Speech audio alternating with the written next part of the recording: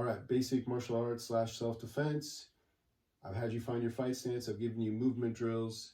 And in my last video, we talked about straight punches. And now I want to add to your punches. So I want to give you the hook. So the hook can be from either the front or the back, but generally it's usually from the front, and it's usually a close range punch. So I want to be in close, and I'm coming to the side of the head or to the side of the body. And notice as it's coming up, as I'm punching to the side of the head, my elbow raises up as I'm swinging, and then it circles around, my fist circles around and back into the guard. So you really want to use your whole body. You don't want to get real wild with it. There's a tendency to get real wild with it and swing way wide, and you're telegraphing it. It stays pretty tight. I don't want you to tighten up your muscles. When I say tight, it just means close range, and it has a very small circular movement. So if we tighten up our muscles, though, I don't mean tight, then we lose a lot of speed and a lot of quickness. So you want to stay relaxed, but that elbow rises up as you start to swing that punch, and you use your whole body, and it's important that it comes back into the guard position. All right, and then the other one is the uppercut, which could be from either the back or the front. And notice I bend my knees and kind of dip my body, so it's not just my arm dropping down and then I'm swinging up, because the uppercut moves from low to high. I actually dip my body, and then I come basically use my whole body and my hips again to generate the power, and I'm coming from low to high. So maybe I throw a cross and then I come under with the uppercut, or I come over with a hook, right? So those are, especially the hook, I've been doing this a while, but I still need to work on it, and I still, my teachers still give me tips on how to make it better, because I have not perfected it.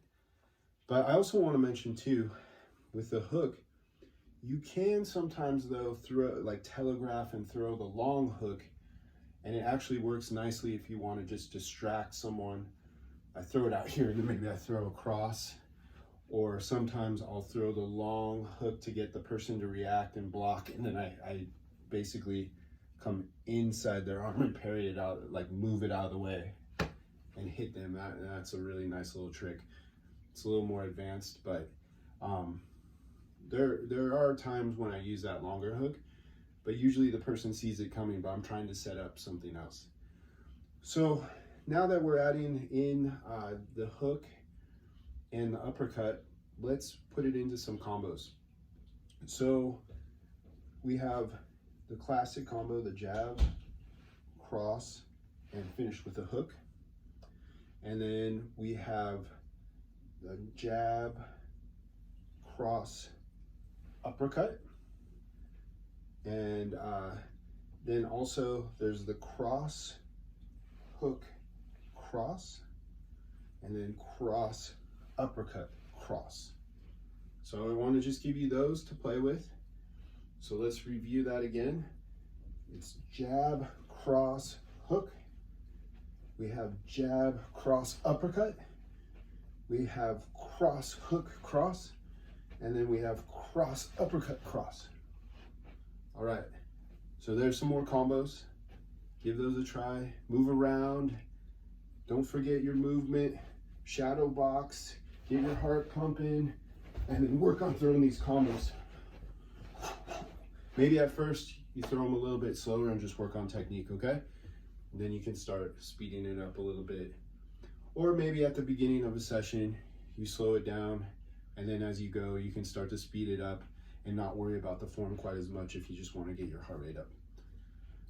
Oh, and one other thing, just remember when you're throwing those punches, you don't want to hyperextend or lock out your elbow real hard. So you just have to be aware of that. You just gotta, I usually stop just short of locking out so I don't hurt my elbow, because it will. I have hyperextended or locked out when I've been trying to throw a hard punch, and it's not good for the elbow. So, all right, there you have it.